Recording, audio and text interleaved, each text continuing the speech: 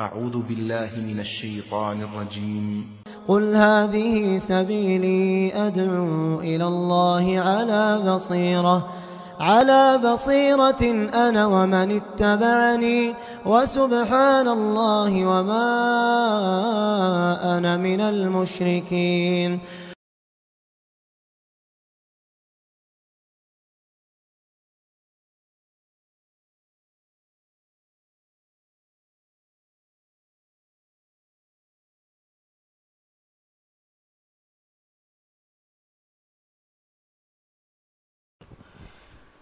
إن الحمد لله نحمده ونستعينه ونستغفره ونعوذ بالله من شرور أنفسنا ومن سيئات أعمالنا من يهده الله فلا مضل له ومن يضلله فلا هادي له وأشهد أن لا إله إلا الله وحده لا شريك له وأشهد أن محمدا عبده ورسوله. يا أيها الذين آمنوا اتقوا الله حق تقاته ولا تموتن إلا وأنتم مسلمون. يا أيها الناس اتقوا ربكم الذي خلقكم من نفس واحدة وخلق منها زوجها وبث منهما رجالا كثيرا ونساء واتقوا الله الذي تساءلون به والأرحام إن الله كان عليكم رقيبا. يا أيها الذين آمنوا اتقوا الله وقولوا قولا سديدا يصلح لكم أعمالكم ويغفر لكم ذنوبكم ومن يطع الله ورسوله فقد فاز فوزا عظيما. أما بعد فإن خير الحديث كتاب الله وخير الهدي هدي محمد صلى الله عليه وسلم وشر الأمور محدثاتها وكل محدثة بدعة وكل بدعة ضلالة وكل ضلالة في النار. قال الله عز وجل: يا أيها الذين آمنوا توبوا إلى الله توبة نصوحا. محترم حضرات اور پردہ نشین خواتین اسلام، اللہ تبارک و تعالیٰ کا بے پناہ شکر و احسان ہے کہ ہم تمام رمضان کی مبارک ساعات سے گزر رہے ہیں. یہ مبارک مہینہ نیکیوں کا مہینہ ہے، قرآن کا مہینہ ہے، توبہ اور استغفار کا مہینہ ہے، بخشش کا مہینہ ہے. تو ہمیں چاہیے کہ ہم اس مہینے کو اللہ کے پیارے رسول محمد صلی اللہ علیہ وسلم کے بتائے ہوئے طریقے کے مطابق گزارنے کی کوشش کریں تاکہ یہ مہینہ واقعی ہمارے لیے بخشش کا مہینہ ثابت ہو، مفید ثابت ہو، کارگر ثابت ہو. آج کے جمعے کے خطبے میں استغفار کے توبے کے حوالے سے چند نکات میں آپ کے سامنے پیش کرنا چاہوں گا. محترم حضرات اور پردہ نشین خواتین اسلام، ایک سلیم الفطرت آدمی جس کی فطرت صحیح سالم ہو، ایسے آدمی کے بدن میں یا کپڑے میں کوئی گندگی لگ جائے تو تھوڑی دیر کے لیے بھی وہ گوارا نہیں کرے گا کہ اس گندگی کے ساتھ وہ بیٹھا رہے. جتنا ہو سکے اتنی جلدی وہ سلیم الفطرت انسان اپنے بدن سے یا اپنے کپڑے سے اس گندگی کو دور کرنے کی، بدن اور کپڑے کو صاف کرنے کی فکر کرے گا. لمحہ بھر کے لیے گندگی کے ساتھ رہنے کو وہ پسند نہیں کرے گا. تو بالکل اسی طرح سمجھیے کہ اللہ تبارک و تعالیٰ کا سچا بندہ، ایک اچھا مسلمان، ایک اچھا مومن گناہ کا کام کر لے تو اس کا دل گندا ہو جاتا ہے. تو ایک اچھا مسلمان وہ ہے جو اس گندگی کو فوراً صاف کرنے کی فکر کرے، اس گندگی کے ساتھ دل کی آلودگی کے ساتھ وہ لمحہ بھر گزارنے کو گوارا نہ کرے، پسند نہ کرے. فوراً اللہ تبارک و تعالیٰ کی طرف رجوع کرے، اللہ کی طرف لوٹے اور توبہ تلا کر کے اپنے دل کو صاف کرنے کی فکر کرے. ایک اچھے مسلمان کی علامت ہے. اکثر ہم یہ سمجھتے ہیں کہ توبہ کرنا، استغفار کرنا یہ ہماری مرضی، جب چاہے ہم توبہ کر لیں، جب چاہے ہم استغفار کر لیں.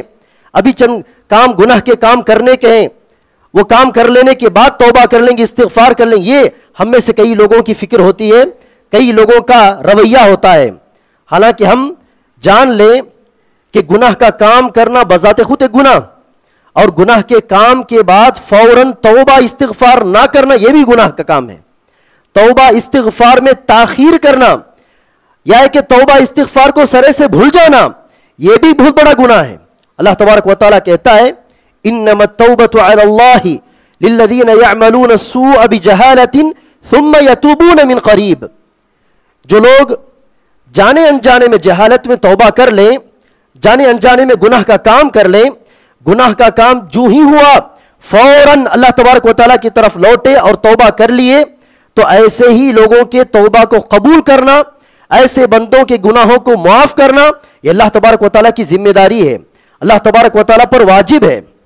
تو اللہ تبارک و تعالیٰ ان لوگوں کو معاف کرتا ہے جو جانے انجانے میں گناہ کا کام کر لینے کے فوراً بعد، من قریب کہتا ہے اللہ تبارک و تعالیٰ، گناہ کے فوراً بعد توبہ کر لیں. اللہ کے نبی صلی اللہ علیہ وسلم نے ارشاد فرمایا اتبع السیئۃ الحسنۃ تمحوها. کوئی گناہ کا کام کر لو تو گناہ کے پیچھے ہی کوئی نیکی کا کام کر لیا کرو، وہ نیکی اس گناہ کے کام کو مٹا دے گی، ختم کر دے گی. اہل علم کا ایک قول یہ ہے کہ گناہ کے بعد نیکی کا مطلب گناہ کے بعد توبہ، گناہ کے بعد استغفار. گناہ کے بعد ہم نے توبہ کر لیا، گناہ کے بعد ہم نے استغفار کر لیا، تو توبہ استغفار پچھلے گناہ کو ختم کر دے گا، مٹا دے گا. اور بعض اہل علم نے کہا کوئی بھی نیکی کا کام کر لیا کرو، گناہ کے بعد کوئی بھی نیکی کا کام، نماز پڑھ لینا، قرآن پڑھ لینا، ذکر و اذکار کر لینا، کوئی بھی نیکی کا کام کر لیا کرو، وہ نیکی اس گناہ کو ختم کر دے گی. تو اس طرح گناہ کے فوراً بعد اللہ کی طرف رجوع کرنا، رب العالمین کی طرف پلٹنا، توبہ استغفار میں مشغول ہو جانا، اللہ تبارک و تعالیٰ سے گناہ کی معافی مانگنا یہ ہم پر واجب ہے، ضروری ہے، اس میں تاخیر نہیں کرنی چاہیے. ذرا سوچئے کہ بچہ، لڑکا اپنے ماں باپ کی ناپسندیدہ کوئی حرکت کر بیٹھے، ماں باپ غصہ ہو جائے، خفا ہو جائے، روٹھ جائیں، تو سچا بیٹا وہ ہوتا ہے، سچی اولاد، اچھی اولاد وہ ہوتی ہے جو فوراً اپنے ماں باپ کی طرف جا کر معافی مانگے، ان کو منانے کی کوشش کرے. شوہر کوئی ناپسندیدہ کام کر لے کہ جس کی وجہ سے بیوی خفا ہو جائے، یا بیوی کوئی ایسا کام، کوئی ایسی حرکت کر بیٹھے کہ جس کی وجہ سے شوہر غصہ ہو جائے، تو اچھا شوہر، اچھی بیوی وہ ہے جو فوراً اپنے شوہر کو، اپنے بیوی کو منانے کی کوشش کرے، روٹھے ہوئے کو منانے کی کوشش کرے، معافی مانگے.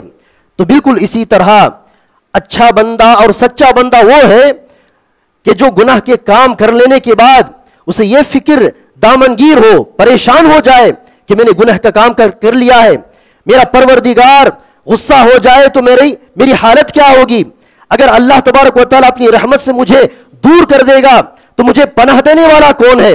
تو فوراً یہ فکر اس کے ذہن و دماغ میں لاحق ہو اور فوراً اپنے پروردگار کی طرف رجوع کرے، لوٹے اور توبہ کرے اور اپنے رب کو منانے کی کوشش کرے. اللہ تبارک و تعالیٰ اس پر کہیں غصہ نہ ہو جائے، اس لیے فوراً توبہ استغفار کرے. یہی سچے بندے کی علامت ہے اگر وہ بندہ اپنے رب سے سچی محبت کرتا ہے. سب سے پہلی ذمہ داری تو ہماری یہ ہونی چاہیے کہ ہم گناہ سے دور رہیں، تقوی کی، پرہیزگاری کی زندگی گزارنے کی پوری کوشش کریں، اللہ تبارک و تعالیٰ کی نافرمانی کرنے سے پرہیز کریں. لیکن بندہ ہونے کی حیثیت سے، انسان ہونے کی حیثیت سے کبھی گناہ کا کام جانے انجانے میں ہو جائے تو اللہ تبارک و تعالیٰ کی رحمت سے نا امید نہیں ہونا چاہیے، بلکہ یہ پورا یقین ہو کہ اللہ تبارک و تعالیٰ میرے گناہوں کو معاف کرنے والا ہے، اللہ تبارک و تعالیٰ بخشش دینے والا ہے، اللہ تبارک و تعالیٰ مجھے میرے گناہوں سے پاک کر دے گا، دھو دے گا. یہ یقین بھی ہونا چاہیے.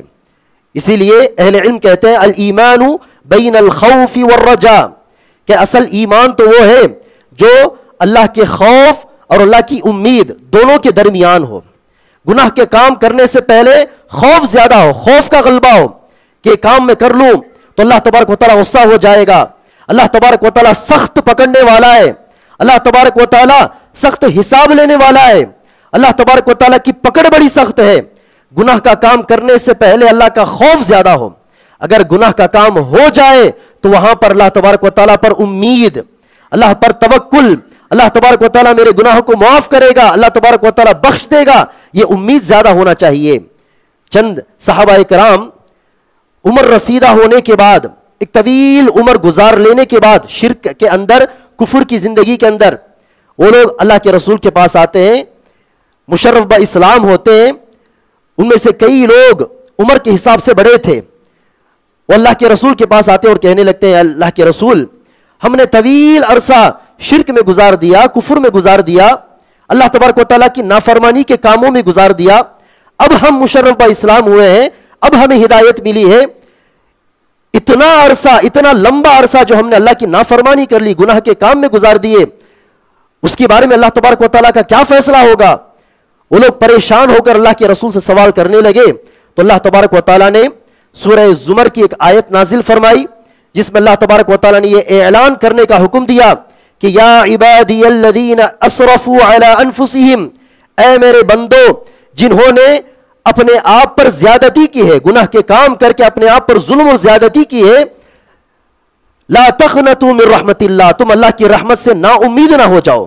اللہ تبارک و تعالیٰ تمام گناہوں کو معاف کرنے والا، ان اللہ یغفر الذنوب جمیعا، اللہ تبارک و تعالیٰ نے اگر ارادہ کیا تو تمہارے تمام گناہوں کو اللہ تبارک و تعالیٰ معاف کر دے گا. تو ہمیں چاہیے کہ ہم گناہ کا کام کرنے سے پہلے اللہ سے ڈریں، تقوی اختیار کریں اور گناہ سے دور رہنے کی کوشش کریں.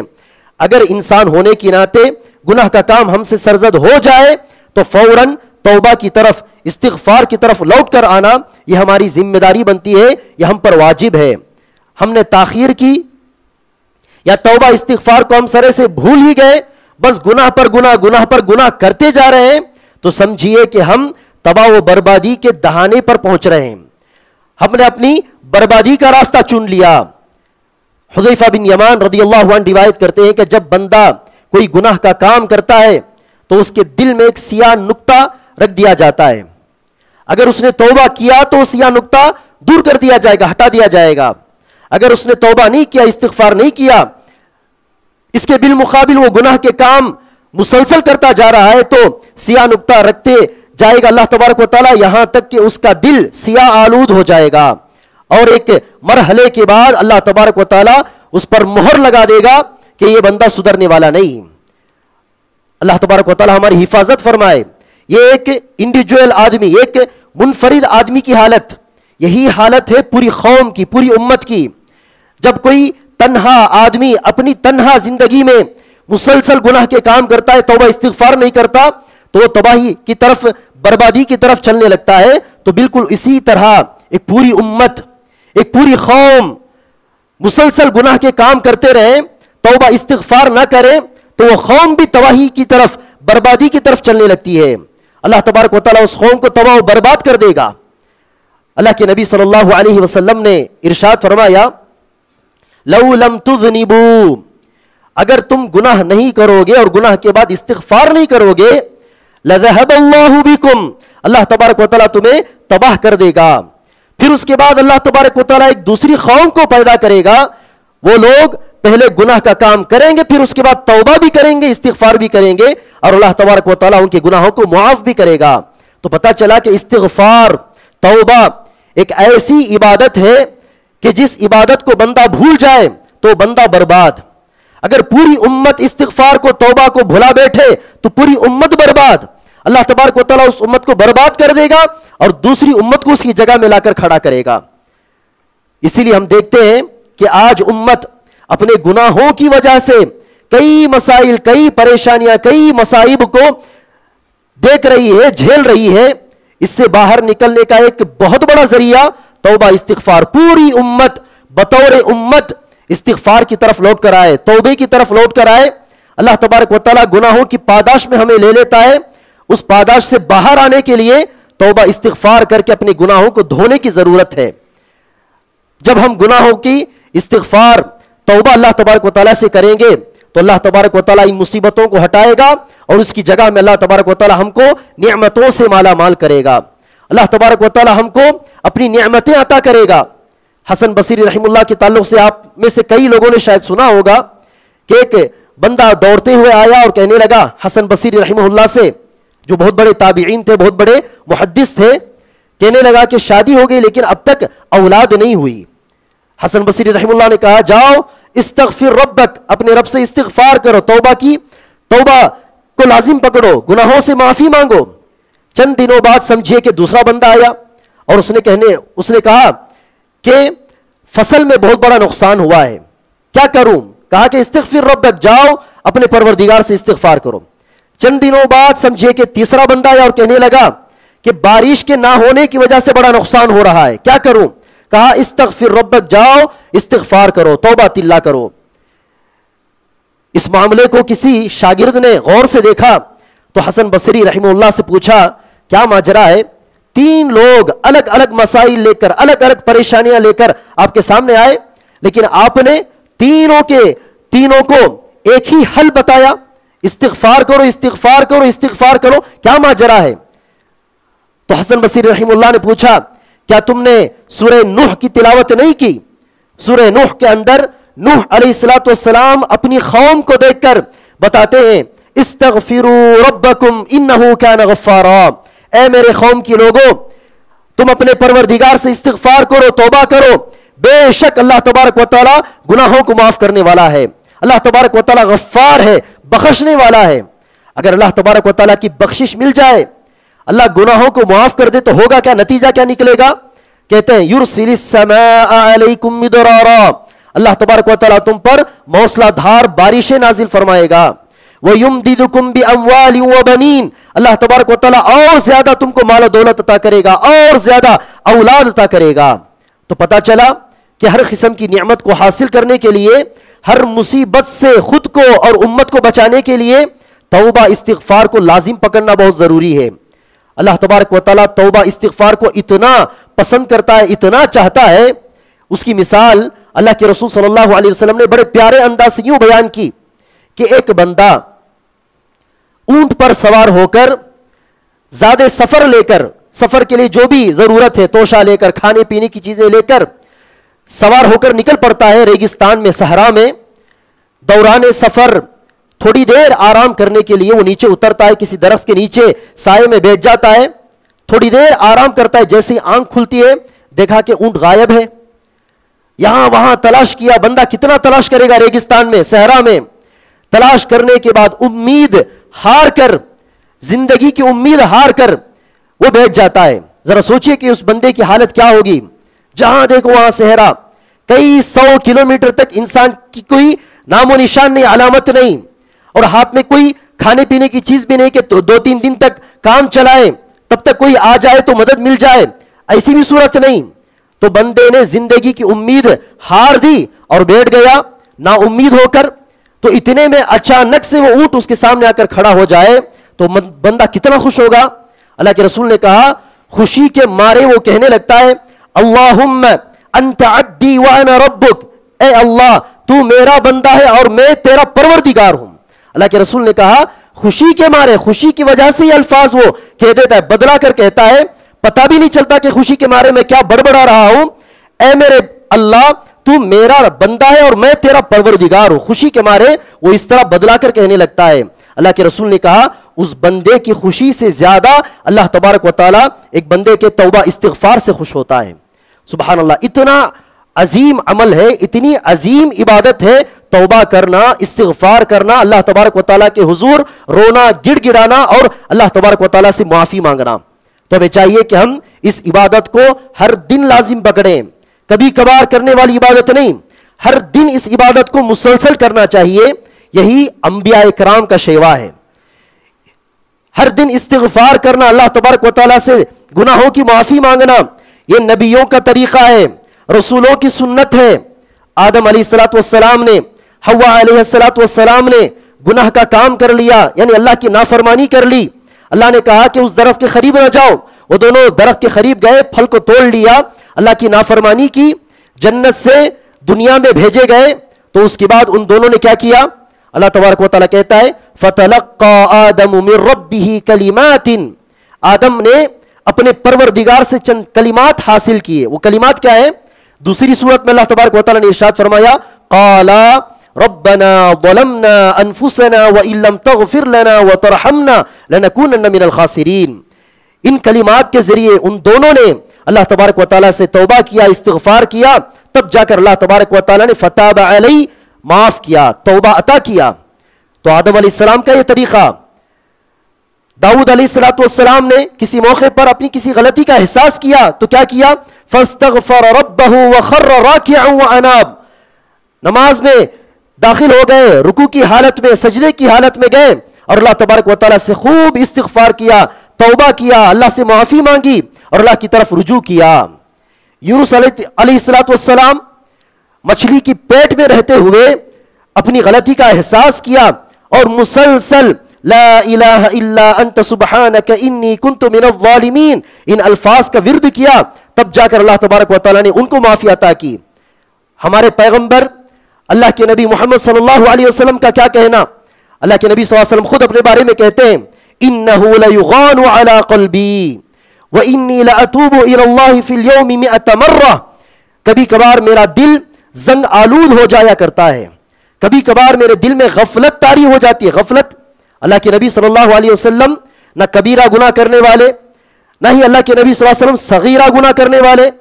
नबी से, रसूल से कबीरा गुनाह सरजद होने की कोई बात ही नहीं, सगीरा गुनाह भी होने का चांस नहीं। हाँ, छोटी मोटी गलती हो सकती है, मिस्टेक जिसे हम कहते हैं, छोटी छोटी खताएं हो सकती हैं। अल्लाह के नबी सल्लल्लाहु अलैहि वसल्लम हमेशा अल्लाह का जिक्र किया करते थे, जैसे अली रज़ियल्लाहु अन्हु रिवायत करते हैं, काना यज़कुरुल्लाह फी कुल्ली अहयान, हर वक्त हर लम्हा अल्लाह तबारक व तआला को याद करते। समझिए कि चंद सेकंड के लिए, चंद लम्हात के लिए अल्लाह के नबी ने अगर अल्लाह को याद नहीं किया तो चंद लम्हात अल्लाह को भूल जाना ये अल्लाह के नबी के लिए बहुत बड़ी गलती, बहुत बड़ा गुनाह। तो अल्लाह के रसूल कहते हैं गफलत तारी हो जाया करती है कभी कभार मेरे दिल में, तो इस गलती की बुनियाद पर मैं अल्लाह तबारक व तआला के पास एक दिन में 100 मरतबा इस्तिगफार किया करता हूं। कहां ये गफलत और कहां हमारे बड़े बड़े गुनाह। छोटी सी गफलत पर अल्लाह के नबी सल्लल्लाहु अलैहि वसल्लम 100 बार इस्तिगफार कर रहे हैं, 100 बार तौबा कर रहे हैं, तो बड़े बड़े गुनाह करने वाले हम जैसे गुनहगारों को कितनी बार इस्तिगफार करना चाहिए? इससे ज्यादा नहीं, कम से कम 100 बार अल्लाह के नबी के तरीके को फॉलो करते हुए कम से कम हर दिन 100 बार कम से कम हम इस्तिगफार कर लें, हमारा बेड़ा पार हो जाएगा, हम कामयाबी की तरफ चल पड़ेंगे। तो ये नबियों का तरीका, रसूलों का तरीका है। इसी तरीके पर चलते हुए हमें भी चाहिए कि हम हर दिन तौबा इस्तिगफार को हम लाजिम पकड़ें। तौबा इस्तिगफार का तरीका क्या है? अल्लाह के नबी सल्लल्लाहु अलैहि वसल्लम ने हदीस में यह बतलाया कि कोई बंदा जब गुनाह का काम कर लेता है तो वुदू करके, तहारत हासिल करके नमाज पढ़े, नमाज के बाद अल्लाह तबारक व तआला से तौबा करे, इस्तिगफार करे, अल्लाह तबारक व तआला उसको जरूर माफ करेगा। तिरमिजी की सही हदीस है। तो इससे पता चला कि इस्तिगफार का एक अच्छा बेहतरीन तरीका यह है कि जैसे ही गुनाह का काम हुआ, बिला ताखीर, ताखीर किए बगैर, देरी किए बगैर फौरन गुनाह का एहसास होना चाहिए, पशेमानी होना चाहिए, शर्मिंदगी होनी चाहिए कि मैंने ऐसे कैसे गुनाह का काम कर लिया। फौरन जाएं, वुदू करें, 2 रकात नमाज पढ़े कम से कम, फिर उसके बाद तौबा इस्तिगफार करें, अल्लाह तबारक व तआला जरूर माफ करेगा। और तौबा इस्तिगफार करते हुए हम अपनी अपनी जबान में इस्तिगफार कर सकते हैं, अल्लाह से माफी मांग सकते हैं, लेकिन कुरान के अंदर अल्लाह के रसूल सल्लल्लाहु अलैहि वसल्लम के बताए हुए मसनून दुआओं के अंदर जो अल्फाज वारिद हैं, जो अल्फाज आए हैं इस्तिगफार के लिए, अगर उनको याद करके और उन अल्फाज के मानी को समझकर उन अल्फाज के जरिए, उन मसनून दुआओं के जरिए अगर हम इस्तिगफार करेंगे तो ये और भी ज्यादा बेहतर है। जैसे कि आदम अलैहिस्सलाम का इस्तिगफार, रब्बना ज़लमना अनफुसना व इल्लम तग़फिर लना व तरहमना लनकूनन्न मिनल खासिरीन। यूनुस अलैहिस्सलाम के अल्फाज, ला इलाहा इल्ला अंत सुब्हानक इन्नी कुन्तु मिनज़ ज़ालिमीन। और अल्लाह के नबी सल्लल्लाहु अलैहि वसल्लम ने तो ढेर सारी दुआएं हमको सिखलाई हैं। सुबह शाम के अज़कार में अस्तगफिरुल्लाह अस्तगफिरुल्लाह अस्तगफिरुल्लाह 100 मरतबा पढ़ना।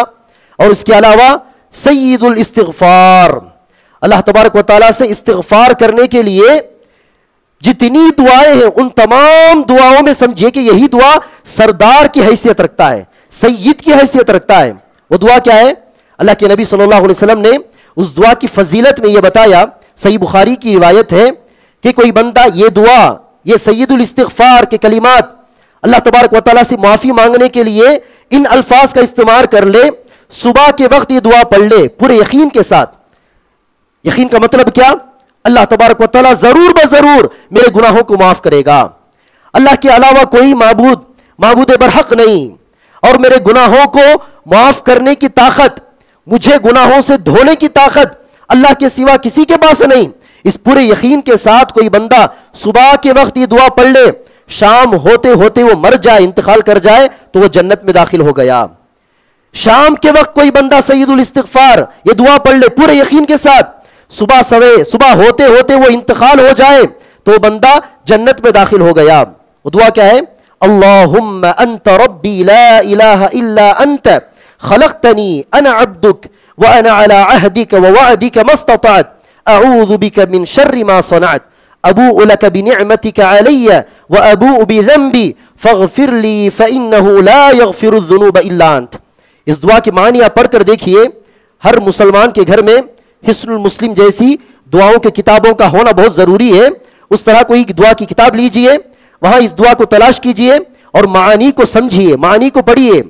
اس دعا کے اندر اللہ کے رسول صلی اللہ علیہ وسلم نے ایک جگہ اللہ کی وحدانیت کا اقرار کیا کہ تیرے سوا معبود برحق کوئی نہیں, اور دوسری طرف یہ اقرار کیا کہ جتنا ہو سکے میں تیرے وعدے پر, تیرے عہد پر ہوں, میں گناہوں سے دور رہنے کی جتنا ہو سکے کوشش کرتا ہوں, لیکن پھر بھی اگر گناہ سرزد ہو جائے تو میرے گناہوں کے شر سے میں تیری پناہ میں آتا ہوں, اور میں اپنے گناہوں کے ساتھ اور تیری نعمت کے ساتھ میں تیری جانب لوٹ کر آتا ہوں, رجوع کرتا ہوں, تیرے سوا میرے گناہوں کو کوئی معاف نہیں کر سکتا. تو ان الفاظ کے ذریعے استغفار کرنا بہت بہت زیادہ بہتر ہے. تو ہمیں چاہیے کہ ہم صبح شام استغفار کریں, اور بالخصوص ایسی دعاؤں کو یاد کر کے استغفار کرنے کی کوشش کریں. اور دیکھیے نماز جو ہم پڑھتے ہیں, خود اسی نماز میں کئی بار کئی جگہ اللہ کے رسول صلی اللہ علیہ وسلم نے استغفار کرنا ہمیں سکھایا ہے. نماز کے لیے ہم کھڑے ہوتے ہیں, دعا الاستفتاح جسے کہتے ہیں, نماز کی شروعات میں پڑھنے والی دعا, ان میں سے ایک بہترین دعا اللہ کے نبی نے 9-10 دعائیں سکھائی ہیں. اس میں سے ایک بہترین دعا اللہم باعد بینی وبین خطایایا. الفاظ کو سمجھیے, غور کیجئے, پتہ چلے گا کہ وہ دعا بھی استغفار ہے.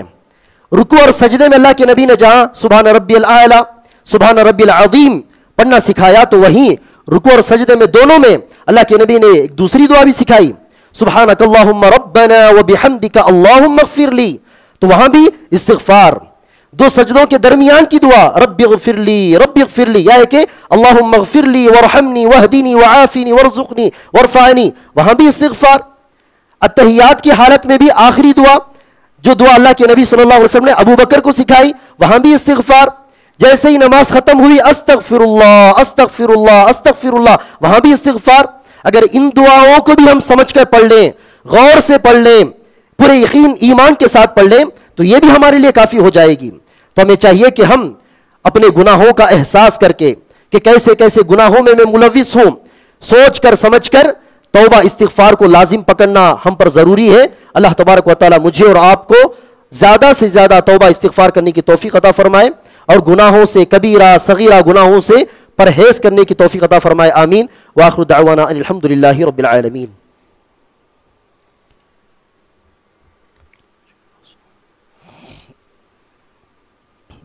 الحمدللہ رب العالمین والصلاة والسلام علی اشرف الانبیاء والمرسلین نبینا محمد وعلی آلہ واصحابہ اجمعین. اما بعد.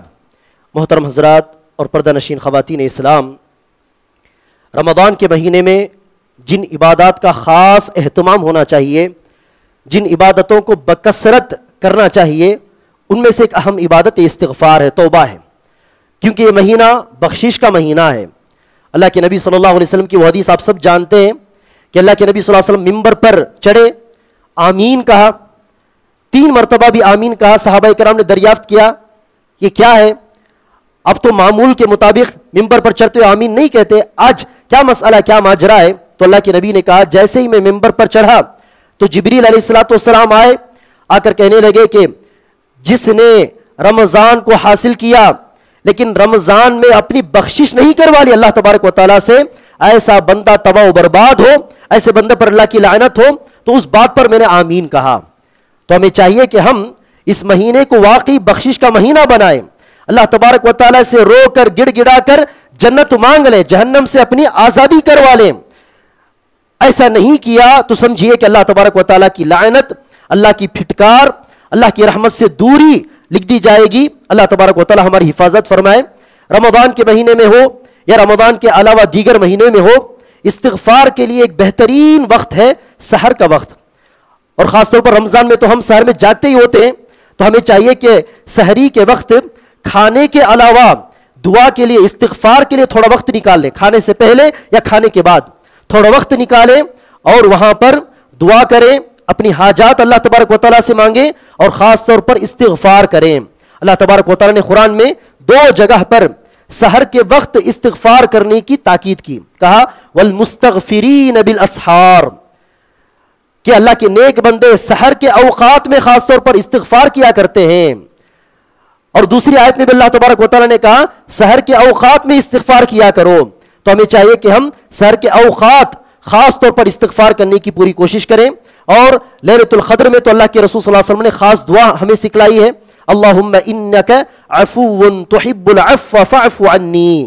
اس دعا کا زیادہ سے زیادہ اہتمام ہونا چاہیے استغفار کرنے کے لیے، توبہ کرنے کے لیے، اور اسی طرح جہاں ہم اپنے لیے توبہ استغفار کرتے ہیں وہیں ہم اپنے ماں باپ کے لیے بھی استغفار کیا کریں، توبہ کیا کریں، اور اپنے اساتذہ کو بھی ہم نہ بھولیں۔ اللہ کے نبی صلی اللہ علیہ وسلم نے ارشاد فرمایا کہ ایک بندہ مر جائے گا، انتقال ہو جائے گا، اور اس کو اس کے اعمال اللہ تبارک و تعالیٰ دکھائے گا کہ دیکھو یہی تمہارے اعمال ہیں، یہی تمہارے عبادتوں کی نیکیاں ہیں، نماز کی نیکی، روزے کی نیکی، یہاں پر صبر کی نیکی، یہاں صدقات کی نیکی۔ وہ بندہ اپنے اعمال کی ساری نیکیاں دیکھ لے گا، لیکن ہر دن اس کی نیکیوں میں بڑھوتری ہوتی جائے گی۔ وہ بندہ اللہ تبارک و تعالیٰ سے حیران ہو کر پوچھے گا اے میرے پروردگار، میں تو مر گیا، دنیا چھوڑ کر میں یہاں آ چکا ہوں، میں نے تو کوئی عمل نہیں کیا، جتنا میں نے عمل کیا اس کی نیکیاں تو میں نے دیکھ لی، لیکن میرے آنے کے بعد بھی نیکیاں بڑھ کیوں رہی ہیں؟ تو اللہ تبارک و تعالیٰ جواب دے گا لاستغفار ولدک لک، تیرے لیے تیری اولاد استغفار کر رہی ہے، دعا کر رہی ہے۔ تو اس لیے ہمیں چاہیے کہ ہم اپنے استغفار کے ساتھ ساتھ اپنے لیے توبہ مانگتے ہوئے اپنے والدین کے لیے، اپنے اساتذہ کے لیے، اپنے بڑھوں کے لیے بھی استغفار کیا کریں، توبہ کیا کریں۔ اللہ تبارک و تعالیٰ سے دعا ہے کہ اللہ تبارک و تعالیٰ ہم تمام کو کہنے سننے سے زیادہ عمل کرنے کی توفیق عطا فرمائے۔ اس ماہ رمضان کو اللہ تبارک و تعالیٰ ہم تمام کے لیے بخشش کا مہینہ بنائے، اللہ کے نبی صلی اللہ علیہ وسلم کے بتائے ہوئے طریقے کے مطابق عبادتوں میں مشغول رہنے کی توفیق عطا فرمائے۔ جو بھی عبادتیں ہم کرتے ہیں اللہ تبارک و تعالیٰ ان تمام عبادتوں کو قبول فرما کر اس کا بہترین سے بہترین بدلہ اللہ تبارک و تعالیٰ ہم تمام کو عطا فرمائے۔ رمضان المبارک کے مبارک ساعات کو ضائع کرنے سے، برباد کرنے سے اللہ تبارک و تعالیٰ ہم تمام کی حفاظت فرمائے، آمین۔ ربنا ظلمنا انفسنا وان لم تغفر لنا وترحمنا لنكونن من الخاسرين ربنا آتنا في الدنيا حسنة وفي الآخرة حسنة وقنا عذاب النار اللهم آت أنفسنا تقواها وزكها أنت خير من زكاها أنت وليها ومولاها اللهم أعز الإسلام والمسلمين وانصر الإسلام والمسلمين وخذل الكفرة والمشركين اللهم صل على محمد وعلى آل محمد كما صليت على إبراهيم وعلى آل إبراهيم إنك حميد مجيد اللهم بارك على محمد وعلى آل محمد كما باركت على إبراهيم وعلى آل إبراهيم إنك حميد مجيد سبحان ربك رب العزة عما يصفون وسلام على المرسلين والحمد لله رب العالمين.